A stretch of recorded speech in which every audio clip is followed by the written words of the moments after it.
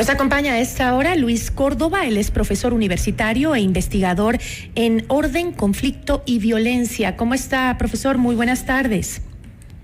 Muy buenas tardes, Gisela, muchas gracias por la invitación, un saludo cordial a usted y a la audiencia. Muchísimas gracias.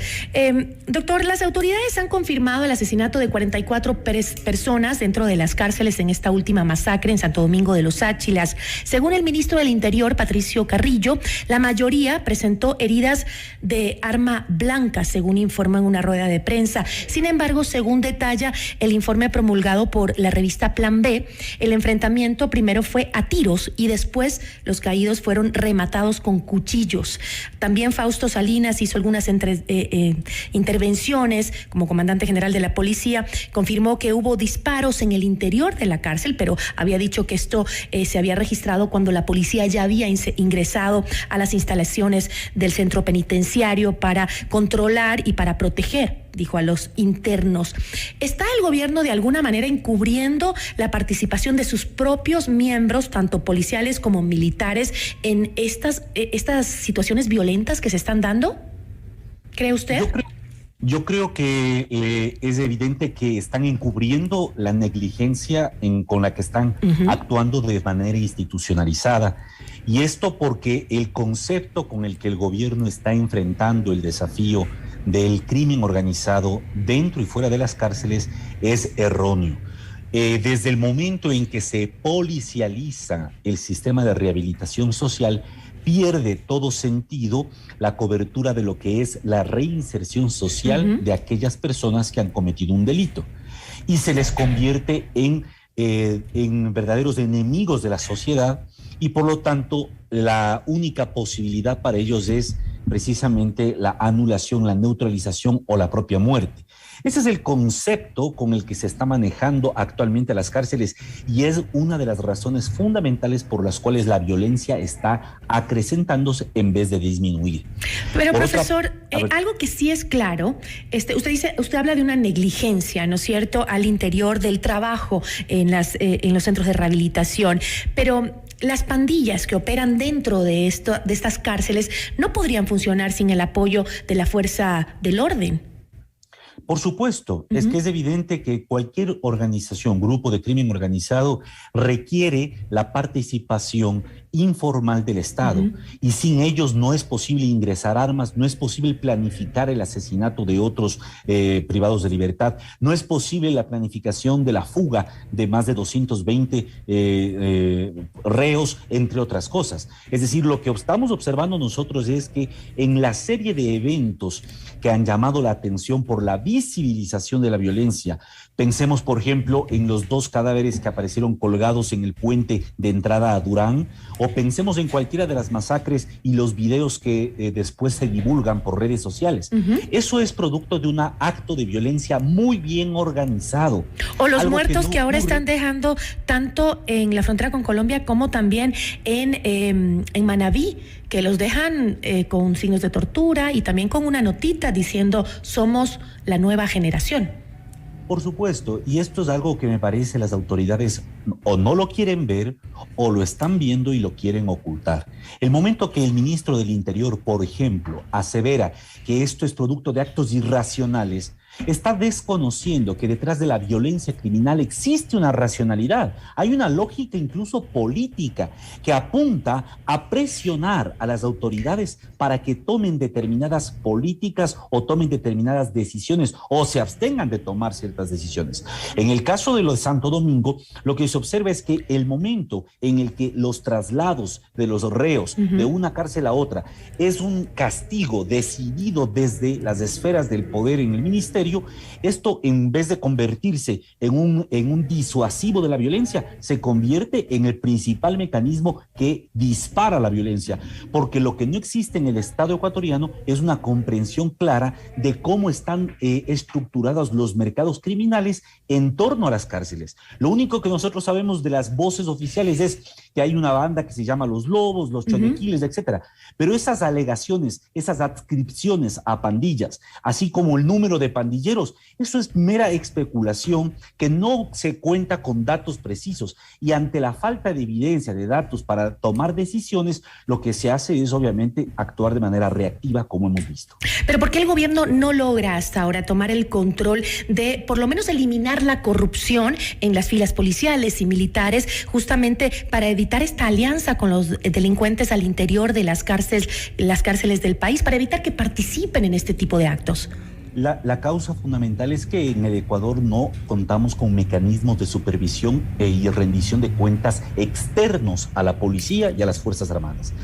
Tanto es así que no solo la policía y Fuerzas Armadas tienen mecanismos internos y son los únicos por los cuales desarrollan sus procesos de investigación, sino que además oficiales de la policía y de Fuerzas Armadas en servicio pasivo están a cargo de los ministerios de Defensa y del Interior, cuando en cualquier orden democrático estos cargos son cargos de mando político y civil que deberían ser el primer filtro para exigir rendición de cuentas.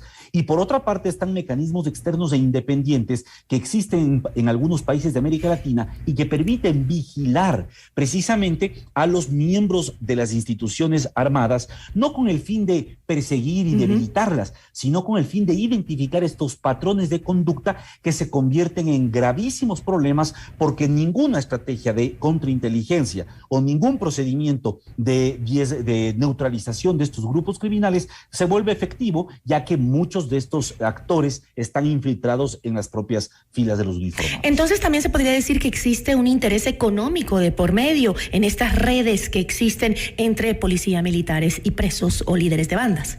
Lo que nosotros creemos es que hay una lógica perversa que se retroalimenta, y esto ocurre porque a medida que se le entrega a la policía y a las Fuerzas Armadas la potestad exclusiva para decidir sobre la seguridad en el país, ellos lo que piden es más tecnología, más recursos, más miembros uniformados.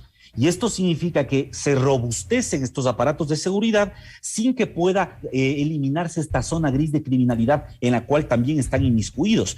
Por eso es que es importantísimo que el debate en nuestro país esté enmarcado en lo que nosotros buscamos. O queremos construir una sociedad obviamente pacífica en el marco de un orden democrático, o queremos construir una sociedad que a nombre de pacificarla podría estar fracturando lo poco o lo frágil de las instituciones democráticas que nos quedan.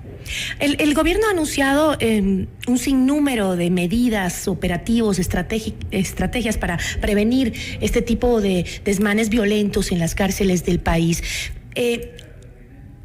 Algunos creen, sin embargo, que se estaría distrayendo a la opinión pública de temas con verdadero peso, como por ejemplo el tema de los narcogenerales de la policía o de los militares. Yo creo que el problema es que nosotros no estamos en el gobierno viendo una política asertiva para saber cómo enfrentar este problema.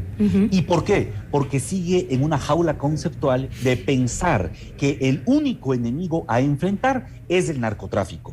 Y lo que observamos nosotros es lo que acaba de decir la alcaldesa de Guayaquil el día de ayer, que los propios contratistas privados, para poder hacer las obras públicas en la ciudad, tienen que pagar una vacuna de entre $5,000 y $10,000 a las pandillas que controlan esos espacios. Lo que hemos visto es en Yutsupino cómo la minería ilegal se está revisando con la complicidad de miembros incluso vinculados a la gobernación, a las alcaldías, a las prefecturas.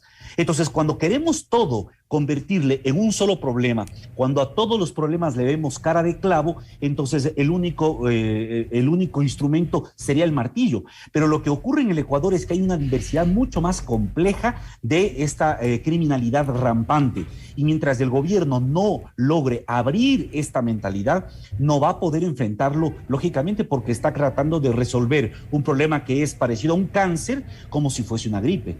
Entonces el Estado no tiene una inteligencia policial o seguridad para que estos casos no se den, o es que prefiere mirar a otro lado y se está haciendo el loco de lo que está pasando.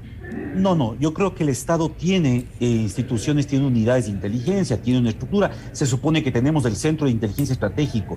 El problema es que esto no está funcionando de manera coordinada, en primer lugar, a nivel horizontal y vertical. Debe haber coordinación a nivel de los gobiernos nacional y gobiernos locales. Eso no está existiendo en territorios. No hay programas, además, que logren la inclusión social de los sectores urbanos marginales, que es donde se asienta el arraigo social de las pandillas. Entonces, si es que tenemos un gobierno que privilegia la inversión en compra de tecnología para Fuerzas Armadas y para policía, en vez de compra de medicinas o de rehabilitación de escuelas en sectores urbanos marginales y rurales, lo que estamos haciendo es alimentando el enorme ejército que está fomentando, obviamente, el sicariato, el pandillerismo, el microtráfico y otros delitos en el Ecuador. O sea, el Estado está protegiendo entonces a las pandillas.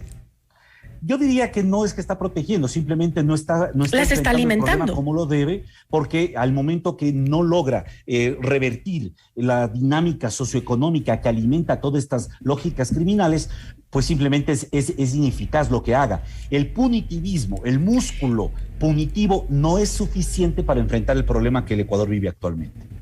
Usted dijo que el tema de esta reacción al traslado de este preso Anchundia, esta reacción que se dio violenta y que concluyó con esta masacre, 44 reos fallecidos en la cárcel de Santo Domingo, es una forma también de presionar a las autoridades, de presionar al Estado. Entonces, en realidad, esta última masacre fue responsabilidad del Estado al haber permitido el traslado de Anchundia. Yo diría que es responsabilidad del Estado al no haber corregido desde la segunda masacre, que es responsabilidad de este gobierno, desde el año anterior, al no haber desarrollado una política que permita enfrentar esto desde una perspectiva de la economía política de los mercados ilegales que existen en el Ecuador y desde una lógica sociológica para entender la naturaleza del pandillerismo a nivel de las zonas urbano-marginales. Si es que no existe una visión integral de que este es un problema que abarca varias capas, es imposible que los resultados sean diferentes. Lo que hemos visto desde el primer día que se posesionó el presidente Guillermo Lasso, cuando reunió por primera vez al CONCEP, es una visión absolutamente cerrada en la seguridad, en la visión punitiva y en tratar de enfrentar esto con más fuerza. Lo que está demostrando las masacres carcelarias es que los grupos del crimen organizado no están mejor armados, pero están mejor organizados. Y el Ecuador no necesita más tecnología solamente, necesita fundamentalmente mejor organización, coordinación entre las agencias que existen. No es posible que haya traslados de presos de esta peligrosidad sin que exista adecuada coordinación entre función judicial, fiscalía y las fuerzas, los aparatos de seguridad. Lo que observamos es una absoluta descoordinación. Lo que observamos es que entre instituciones se lanzan la pelota para echarse la culpa mutuamente sin que exista un gobierno que asuma el liderazgo y la coordinación interagencial de este espacio. En el Ecuador, como en otros países de América Latina, el flagelo de la violencia criminal ha crecido siempre cuando el gobierno o los estados muestran mayor fisuras y fragmentación. Ahora, Carrillo, igual que el presidente Lasso, han responsabilizado de la violencia carcelaria a las pandillas al interior de las cárceles, pero obviamente los miembros de estas pandillas que están encarcelados no estarían, no harían este tipo de desmanes si no tuvieran el apoyo, como ya dijimos, de las Fuerzas Armadas, del lado corrupto de la policía, que ayuda a que estas bandas logren tener ese nivel de organización que, como usted dijo, no lo tenemos en nuestras autoridades. Entonces, ¿cuál sería el camino correcto en este momento? Usted ha dicho, además de tecnología, hay muchas cosas que hacer, ¿no? Pero ¿por dónde empezamos? Yo creo que lo primero en el tema del sistema penitenciario es sacar a la policía de este sistema. Eso hay que entregarlo a trabajadores sociales, a criminólogos, que son los que se forman, se preparan para precisamente permitir que las personas que han cometido infracciones puedan ser reinsertadas adecuadamente en la sociedad. Mientras la policía y los militares estén en las cárceles, la lógica que se está aplicando de castigarlos de impulsar un mecanismo de compensaciones de premios y castigos a través de los traslados o de los privilegios y prebendas, lo que hace es movilizar, reconfigurar las economías criminales que funcionan dentro y fuera de las cárceles. Me parece que esa es una primera cosa urgente. La segunda cosa urgente es impulsar una reforma sostenida y permanente de la Policía Nacional y de Fuerzas Armadas.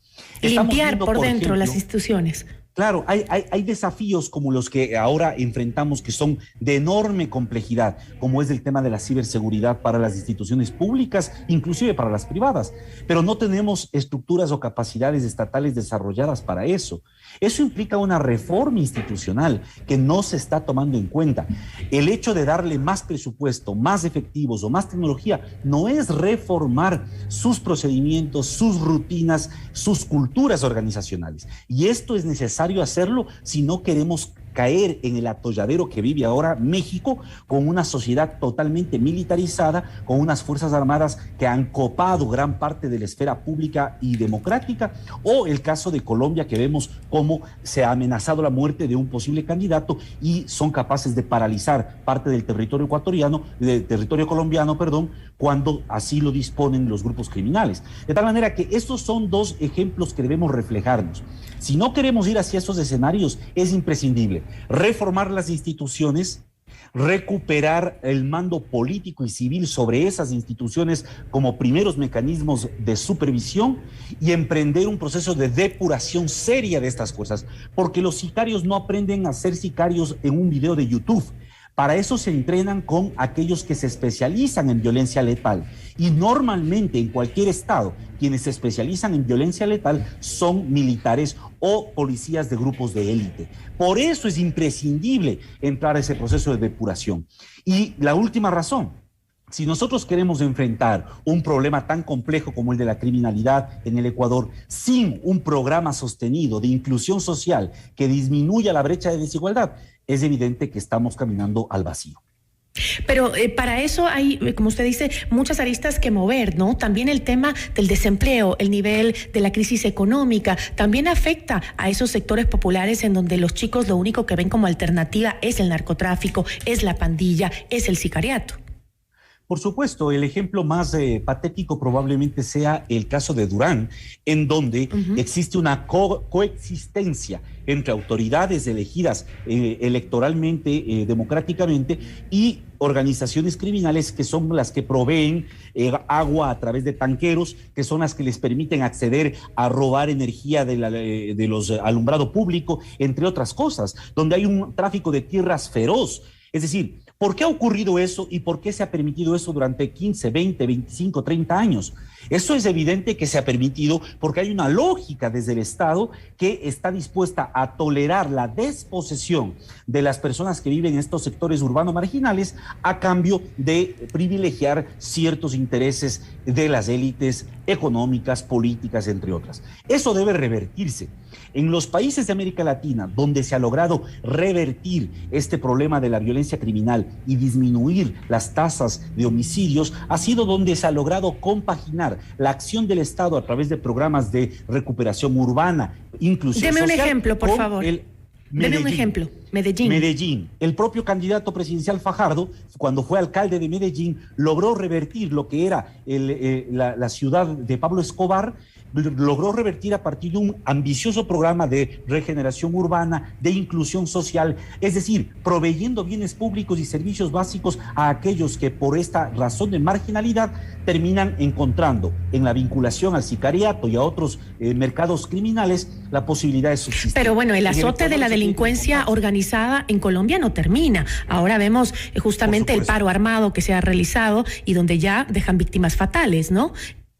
Por supuesto, porque lo que ocurrió en Colombia es que mientras ocurría en una ciudad como Medellín esto, al mismo tiempo un gobierno como el de Álvaro Uribe fortaleció a los grupos paramilitares que se convirtieron en los nuevos hegemónicos del mercado de la cocaína en Colombia, y por eso se ha retroalimentado entre guerrilla, entre paramilitares, una violencia que está... Y mire que el accionar no es muy diferente, ahora que lo pienso, ¿no? Porque ¿por qué se da este paro armado de los paramilitares? Justamente por el traslado de Otoniel, que es justamente uno de los líderes de los carteles que estaban asentados en Colombia. Por supuesto, y además agreguemos un ingrediente. Bajo el justificativo de enfrentar a la guerrilla, a los paramilitares, se comenzó a incrementar de manera desbordante el número de efectivos militares. Colombia tiene cerca de 500.000 de efectivos uniformados entre policía y ejército, y tienen un problema grave, que cada año hay cerca de 10.000 militares que se jubilan. Y no tienen cómo reinsertarse fácilmente en la estructura social. Por eso es que Colombia además es exportador de mercenarios. Recordemos, si no, quiénes fueron los asesinos del presidente de Haití. Cerca de 19 colombianos exoficiales de las fuerzas de seguridad del país vecino. Bueno, haciendo un análisis así, podríamos formar una estrategia de inteligencia que nos ayude a enfrentar lo que ya enfrentaron países vecinos como Colombia, ¿no? Que todavía sigue en su lucha, no lo dudamos, pero que ha hecho grandes avances en seguridad. Yo creo que es imprescindible mirar los casos de la región y antes que centrarnos solo en el caso colombiano y mexicano, que tiene un matiz. Colombia y México históricamente han sido cultivadores de hoja de coca, de amapola y de otros cultivos, algo que no ocurre en el Ecuador. En el Ecuador, más bien, un ejemplo que debemos mirarlo, o mejor dicho, un caso que debemos estudiarlo con mayor preocupación, es el de Brasil, donde los sectores de las favelas urbano-marginales se han convertido también en espacios de atrincheramiento de las pandillas y del crimen organizado y en un permanente juego de ciclo indefinido de violencia con la policía militar que existe en Brasil. Nosotros estamos caminando hacia allá o estamos caminando hacia Honduras, donde también se fortalecieron los grupos criminales a partir de la connivencia de autoridades políticas, de efectivos de Fuerzas Armadas y Policía Nacional con los grupos criminales. Si es que el Ecuador no despierta a la necesidad de enfrentar esto con una estrategia totalmente distinta, yo creo que lo único que vamos a hacer es seguir de tumbo en tumbo y viendo cómo nos desangramos mutuamente y nos ahogamos en sangre. Interesante análisis, doctor, ¿no? Entonces podríamos comparar a Durán con lo que sucede en las favelas de de Brasil. Si es que caminamos en este mismo sentido, yo creo que muy próximo va a ser esa la realidad en la que nos enfrentemos. Y bueno, tenemos ahí un importante análisis de donde podríamos partir para buscar soluciones. Le agradezco muchísimo, doctor. A usted muchísimas gracias también. Una buena tarde. Luis Córdoba, profesor universitario e investigador en orden, conflicto y violencia.